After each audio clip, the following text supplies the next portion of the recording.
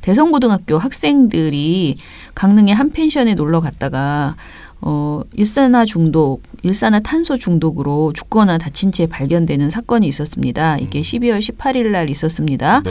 네, 오늘 오후 1시 14분쯤 강원도 강릉시 저동의 한 펜션에서 10대 후반에서 20대 초반으로 추정되는 남성 10명이 구토를 하거나 의식이 없는 상태라는 신고가 접수됐습니다. 현장에 출동한 소방당국은 이 가운데 3명이 숨진 것으로 추정하고 있습니다. 또 7명을 강릉 시내 3개 병원으로 이송했지만 일부는 의식이 없는 상태여서 추가 사망자가 나올 가능성도 배제할 수 없는 상태입니다. 이들은 서울의 한 고등학교 3학년 학생으로 지난달 수능 시험을 마치고 어제 이 펜션에 투숙한 것으로 전해졌습니다. 경찰은 남학생 10명이 단체로 숙박을 한 것으로 파악됐다며 펜션 관계자 등을 상대로 정확한 사고 경위를 조사하고 있다고 밝혔는데요. 추가로 소식 들어오는 대로 다시 전해드리겠습니다. 너무 충격적이고 기사 이렇게 그 포털에서 딱 올라왔을 때부터 이게 무슨 일인가 도대체 학생들이 이런 사고를 당해서 너무 가슴이 아픈데요. 이 내용에 대해서 기자들이 좀 이상한 취재를 하고 있다라는 지적이 있었습니다. 일단은 우리 그 댓글에 좀 써주셨어요. 무슨 말인가 했어요. 처음에 누구 기자가 뭐라고 이렇게 쓰셔가지고 전 사실 그 사람들이 어느 회사 기자인지도 잘 모르는 상태여가지고 제가 이름으로 검색을 해봤습니다. 그랬더니 글들이 뜨더라고요. 페이스북 글들이 막 링크가 걸리더라고요. 그래서 해당 사안을 찾아보고 조금 보고서를 정리를 해봐라. 우리가 기사 자체를 가지고 보통은 보고서를 쓰지만은 기사 자체는 별로 없어요. 보니까 이분들이 실제로 사고를 친 기사를 썼다기보다는 취재 과정에서 무리를 지금 빚은 거거든요. 그래서 이 관련 내용을 좀 설명을 드리겠습니다. 일단은 이번 사건이 터지자 기자들이 그 학교를 방문해서 이제 학교 앞에서 막 이렇게 진을 치고 취재를 하고 있더라고요. 이 고등학교와 인근 지역에 찾아와서 그러니까 여기가 이제 제가 또 이 동네에서 오래 살았습니다. 중학교 1학년부터 고등학교 3학년 때까지. 그래서 잘 아는데 이 학교 인근에 있는 그 마을을 완전히 막 이렇게 돌아다니면서 PC방 이런 데도 막 들어가가지고 학생들을 이렇게 묻는 이런 취재를 했나 봐요. 그러니까 왜 그러는 거예요? 사고는 강릉에서 났는데. 왜 대성고등학교니까. 아니 그러니까 그거부터가 벌써 이해가 안 가는 거죠. 아니 근데 거기서 뭘 물어봐요? 그냥 무턱대고 대성고 학생 아니냐라고 물어보면서 이제 취재를 시작했다고 하는데요. 일단은 제 생각에 주변 학생 취재 자체는 뭐 상황에 따라 필요할 수도 있고 가능하다고 생각합니다. 그런데 너무나 황당한 것이요. 피해자들이 평소 어떤 학생이었는지를 묻는다거나 혹은 그냥 아예 다른 정황을 묻는 경우들도 있었다라고 하는 건데요. 이제 익명 사이트라는 한계는 있지만 이 친구들이 그 대성고 페이지, SNS 페이지에 올라온 그 나에게 이런 이야기를 했다라고 한 그 글들이 있습니다. 그런 것을 보면은요. 근처를 돌아다니다가 어떤 남자 카메라 옆에다가 맨 어떤 남자분이 기자가 와서 사건과 관련된 이상한 걸 물어보길래 대성고가 아니라 모르겠다라고 했더니 그냥 가달라고 했대요. 그랬더니 뻥치지 마시고 알려주세요. 대성고생인 거 알아요. 라고 했다는 거예요. 그러면서 대성고 학생 아니면 학생증을 까보라고 하네요. 어이없어서 이렇게 말하는 내용이. 깡패야? 기자가 아니라?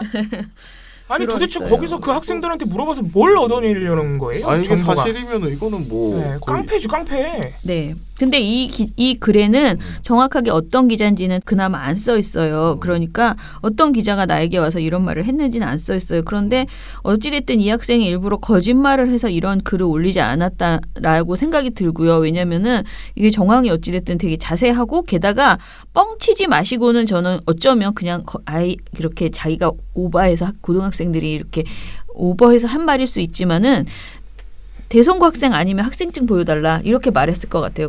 정말로 그래서 굉장히 이게 취재진들이 너무 과열돼 있다라는 것을 분명하게 이제 보여주고 있는 것 같고요. 계속 이 학교 다니냐라고 그 피해자로 추정되는 학생의 사진을 보여주면서 이 학교 다니냐라고 물었다고 합니다. PC방 음식점 근처 학원 가가지고. 그 사진은 또 어떻게 구했대? 그러니까요. 예.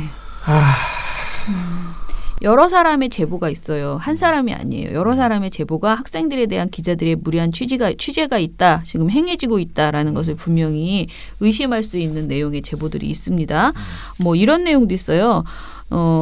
읽어볼게요. 그 글 쓴 거예요. 연신내 근처 PC방이나 맥도날드에서 기자분들이 이번 일 관련해서 별 뭐 같은 질문을 많이 하시는데 되도록이면 학생분들 그쪽으로 안 가셨으면 해서요.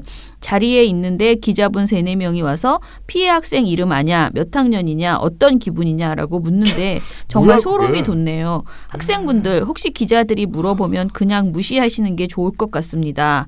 라고 써있는 글도 있고요. 또 다른 글은 뭐뭐 학원 다니는 어느 학교 고등학생인데요. 여기까지 기자분들이 들어와서 학생분들 사진 보여주시며 이 학원 다니냐고 물어보고 다니네요. 아무 언급 안 하고 선생님들과 다 같이 모른다고 가라고 내보냈는데 뭐뭐 근처 학원도 조심해 주세요. 유유 삼각 고인의 명복을 빕니다. 이렇게 글이 올라왔어요. 아, 참 이게 할 짓입니까 진짜. 너무 이상하죠. 기자가 정말 미쳤나 봐요. 정신 나간 거죠 이거는. 네. 진짜. 그래서 여기까지는 익명입니다. 익명의 기자들이 어떤 짓을 하고 다녔는지를 이제 저희가 얘기를 한 거고요. 이제 그 페이스북을 통해서 질문을 하는 그러니까 글을 남기는 이런 기자분들도 있어요. 난 당신을 취재하고 싶다라고 하는 거예요.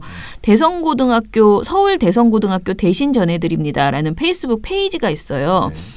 그런데 이 페이지에는 이제 대성고 학생들이 이제 소속 거기에 이제 가입돼 있거나 그럴 거 아니에요. 그러니까 여기에서 이제 자꾸 취재를 한 거죠. 그래서 그 페이스북 페이지에 이렇게 그걸 뭐라 그러죠? 메시지를 남기는 거예요. 그래서 여러 가지 글들을 남겼는데요. 한 기자가 이렇게 썼습니다. 한 기자 아니고 그냥 이름 밝힐게요. 안녕하십니까. 동아일보 이소연 기자라고 합니다. 현재 강릉 펜션 고교생 사망자가 은평구 대성고등학교 학생이라고 합니다. 혹시 3학년 일반 학생들 주소록을 얻을 수 있는지 궁금합니다. 라고 주소록을? 예, 이렇게 썼어요. 거기서 왜 얻고 있는 거야? 왜? 그랬더니 이 답을 쓴 사람이 죄송합니다만 저는 2학년 재학 중이라서 3학년 일반 선배님들 연락처는 가지고 있지 않습니다. 라고 답을 썼어요. 혹시 3학년 선배 번호 아는 분 있는지요? 라고 다시 이소영 기자가 물어봤습니다.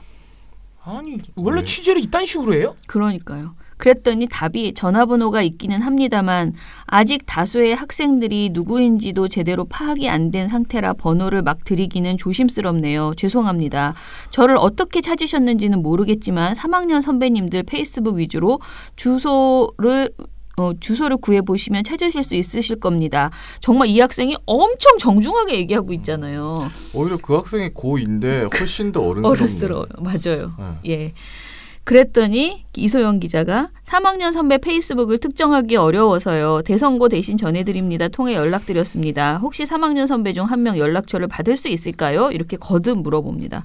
아니 그러니까 도대체 그렇게 불특정 다수 학생한테 전화번호를 얻어서 뭐 하려는 건데 도대체. 주소록까지 얻으려고? 그렇죠. 뭘 하려고 계속 취재를 하려고 하는 거죠. 그냥 어떤 학생이었는지 뭐 얘는 정말 착한 아이였다. 뭐 법 없이도 살 아이였다. 이런 말이라도 따보려고 하는 거 아니겠어요? 저는 그런 어떤 슬픔을 뭔가 이렇게 사람들에게 팔아먹을 진짜 그냥 슬픔을 파는 거죠. 사고를 팔고 그러니까 희생된 아이들을 팔아먹겠다는 거 아니에요? 기사로. 맞아요. 이렇게 거절 의사를 계속 밝히는데도 연락처를 요구하는 이런 모습이 보였고요. 하필 공식적인 루트로 취재를 하던가 그럼. 그러니까요. 자, 그리고 조선일보 최민식 기자 그리고 조선일보 이영빈 기자의 취재 시도 정황도 조선일보 아까 그건 동아일보였고요. 정황도 있는데요. 한번 읽어볼게요. 선생님 안녕하세요. TV조선 최민식 기자입니다. 모모 관련해서 여쭤보고 싶은 게 있어서 연락드렸습니다. 혹시 시간이 괜찮으시면 통화 잠깐 가능하실까요? 라고 하는 이런 글을 최민식 기자가 올렸고요. 또 하나는 안녕하세요. 저는 조선일보 이영빈 기자라고 합니다. 갑자기 불쑥 메시지 드려 죄송합니다. 혹시 대성고 다니는 모모모와 아시는 사이였는지 여쭤봐도 될까요? 라고 이렇게 글을 제가 이제 땡땡땡은 다 이게 검색으로 처리했는데요. 이렇게 물어봅니다. 여기에서 이 조선일보의 그 최민식 기자는 드루킹 사건 때 느릅나무 출판사의 무단으로 침입해 태블릿 PC를 가지고 나왔던 그 기자라고 합니다. 예. 그런데 이 기자가 이렇게 괜찮으시면 통화 가능하냐 뭐 물어보고 싶다라고 이렇게 한 거예요.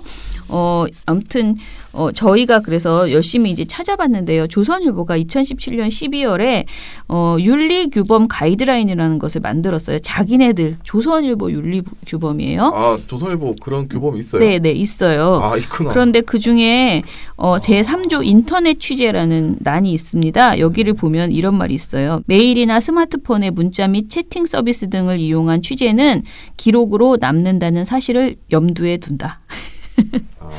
이렇게 써 있습니다. 조심하라 이거지. 연두 좀 잘하지. 조심하라. 3번은요. 메일과 문자 메시지 및 채팅 서비스를 통한 취재에서는 표현이나 단어 사용에 예의를 다한다라고 써 있습니다. 근데 뭐 제가 보기에는 이렇게 무례하게 계속 뭔가 그러니까 사실은 이렇게 만나서 하는 취재는요 좀 굽신굽신하고 내가 정말 애절하게 내가 원한다 당신하고의 취재를 이런 거를 메시지를 보낼 수 있잖아요. 그러면은 좀 짠한 마음에 해주는 사람도 있겠죠. 그러나 그냥 느닷없이 내가 모르는 사람이 나 기자인데 나 너랑 통화하고 싶어 라는 식으로 접근을 하는 거잖아요. 글로만. 그렇게 했을 때 굉장히 사람들이 누구나 어떤 거부감을 갖게 되거든요. 내가 왜 해줘야 돼? 라는 생각이 드는 것이고. 아니 뭐 정중하게 요청하면 저는 문자로도 할 수 있다고 생각하는데 네. 뭐 이걸 받은 사람들이 되게 불쾌하게 생각을 하고 네네. 그다음에 아니 내가 취재 안 하겠다 거의 이런 사람들이 지금 거기에 페이스북에 그 사진을 올린 거잖아요. 특히 그 동아일보 기자가 그 2학년생한테 주소록을 요구한 거는 상상 초월이네요, 정말. 그러게. 네. 그나마 한 분이 그 조선일보 또 한 사람이 있거든요. 이 네. 사람이 쓴 거 제가 읽어드릴게요. 안녕하세요. 조선일보 박상현 기자라고 합니다. 친구분이신 것 같아서 슬픈 일이지만 연락드리게 되었습니다. 강릉 펜션에서 모모 군이 친구들과 놀러 갔다가 사망한 것으로 확인됐는데요. 모모에 대한 사망 기사를 작성 중인데 평소 어떤 학생이었는지 어떤 친구였는지 등에 대한 이야기를 듣고자 친구분께 연락드리게 되었습니다. 전달되는 마지막 목소리라 생각하시고 그러니까 그 친구에게 전달되는 마지막 목소리라 생각하시고 말씀 한 번만 부탁드리겠습니다. 조선일보 박상현 드림 하고 전화번호를 남겨놨어요. 이 친구는 그러니까 이 기자는 박상현 기자는 굉장히 정중하게 그렇죠. 어쨌든 자기 번호를 남겼어요. 예. 그러면서 네가 좋으면 전화를 해 그렇지. 라고 얘기를 한 거잖아요. 예. 요 취지 자체는 좋아요. 그런데 저는 또 한편으로는 그 친구가 어떤 친구였는지 꼭 이야기를 들어야 되니까. 그러니까 왜 그렇게 보도하려고 그러죠? 네. 왜 그런 기사를 꼭 써야 되지? 그러니까 이 사람의 어법은 굉장히 문제가 없었어요. 어법 자체는 정중했어요. 그런데 애초에 이런 취재를 왜 해야 되는가에 대해서 사실은 본인이 뭐 부모님이 직접 뭐 얘기해주고 뭐 이렇게 얘기하다가 뭐 그렇게 할 수 있잖아요. 지금 어떠한 상황에서 정말 희망에 차서 이렇게 여행을 갔는데 뭐 그런 말들이 있을 수 있어요. 그런데 어찌 됐던 간에 원치 않는데 굳이 이렇게 먼저 이런 걸 물어보는 것이 저는 필요한지에 대해서는 거듭 아닌 것 같다라는 생각이 들어요. 그러니까 친구한테. 말도 안 되는 짓이죠. 자, 제가 그러니까 이 글들을 읽으면서 든 생각은 세월호 당시에 이제 아이들이 살아서 생존자들이 나왔을 때 그 친구들한테 뭐 누구누구 친구가 죽은 거 아느냐라고 물어봤던 그 상황이 떠올랐어요. 굉장히 그때처럼 느껴져가지고 굉장히 울컥했고요. 이게 지금은 그냥 지나가는 것 같지만요. 너무 놀래서. 그런데 학교에서 잘 아는 그러니까 어떤 학교에서 이런 사고가 나면은 정말 대부분의 학생들이 큰 트라우마를 겪어요. 그렇죠. 그런데 이런 상황에서 기자들이 막 앞에 가서 진치고 아무거나 물어보고 그들이 그렇게 하는 거는 굉장히 무례한 행동입니다. 우리는 이렇게 해서 만들어낸 기사를 원하지를 않아요. 그래서 자성이 필요하다라는 생각을 하고요. 제가 이제 그 가이드라인들, 재난보도 가이드라인들 이런 것들을 한번 뽑아서 우리가 다시 한번 얘기해 주자라는 이야기를 이제 했었거든요. 모니터 작성자한테.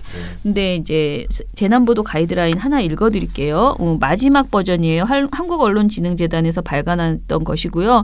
2014년 당시에 마치 가이드라인이 없어서 이런 일이 벌어진 것처럼 호들갑을 떨면서 준비를 해서 다시 만들어냈던 것입니다. 거기에 제18조 피해자 보호가 있습니다. 취재 보도 과정에서 사망자와 부상자 등 피해자와 그 가족, 주변 사람들의 의견이나 희망사항을 존중하고 그들의 명예나 사생활, 심리적 안정 등을 침해해서는 안 된다.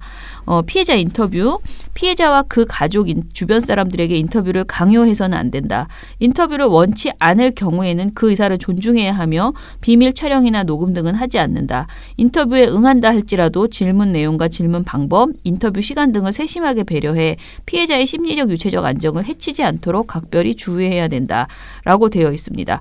그리고 또 하나, 피해자의 가족, 주변 사람들의 상세한 신상 공개는 인격권이나 초상권, 사생활 침해 등의 우려가 있으므로 최대한 신중해야 한다라고 되어 있습니다. 그리고 또 하나 다른 책이 있는데요. 취재 기자를 위한 재난보도 매뉴얼이라는 책이 있습니다. 이 책은 우리나라에서 쓴 건 아니고요. 그 외국인들 데보라 포터라는 분이 이제 쓴 책인데 여기에 어떤 행동 지침이 나오는지 한번 볼게요. 질문이나 촬영을 하기 전에 먼저 자신이 누구인지를 침착하면서도 분명하게 밝히고 희생자 개개인을 존중하는 태도로 대하고 기분이 어떠십니까? 혹은 어떤 기분이신지 이해합니다와 같은 말을 해서는 안 된다. 자신이 누구인지를 소개한 후에 이런 사고를 당하게 되셔서 유감입니다. 힘든 일을 겪고 계신 것을 보니 유감입니다라고 운을 떼는 것이 가장 최선의 대화법이다. 라는 등의 되게 구체적인 말을 해요. 그러니까 우리가 그냥 무심하게 막 할 수 있잖아요. 이걸 하나하나 다 알려주는 이런 책이 있더라고요. 저는 기자들이 이런 걸 좀 보고 숙지해서 나가야 된다. 지금 거의 이들이 거의 무기 수준으로 돌아다니고 있다라는 생각이 들어요. 그렇죠. 여기에 이런 말이 있어요. 인터뷰를 하지 않겠다고 거부 의사를 표현하거나 정보를 얻어내려는 언론에 대해 불만을 제기하는 경우 즉시 한 발 뒤로 물러설 것, 감사하다는 인사를 하고 물러날 것. 다만 일부 언론인들은 명함을 건네면서 나중에 이야기하고 싶어지시면 연락을 주십시오라고 추후 연락 가능성을 열어두기도 함. 이렇게 굉장히 아주 구체적인 내용들이 되게 많아요. 네. 그래서 여러분들이 기자분들 뭐 그런 무리 보고 취재하지 말라는 거야. 위에서는 쪼고 나는 뭘 써야겠고 그래서 내가 좀 돌아다니면서 오바 좀 했다. 이렇게 지금 이 방송을 들으면서도 그런 소리 하실 분이 있을 거예요. 그런데 이런 일이 벌어지면은 정말 조심해서 그러니까 당신들이 하고 있는 그 어떤 뭔가를 취재해서 알려주려고 하는 그 노력 그 자체를 무시하는 게 아니고요. 해야 될 것과 하지 말아야 될 것을 구분해서 일을 하시라라는 것입니다. 그냥 간단하게 자기네 가족이 그런 일을 당했는데 네. 다른 기자가 와가지고 들쑤시고 다니면 어떻겠습니까? 그러니까요.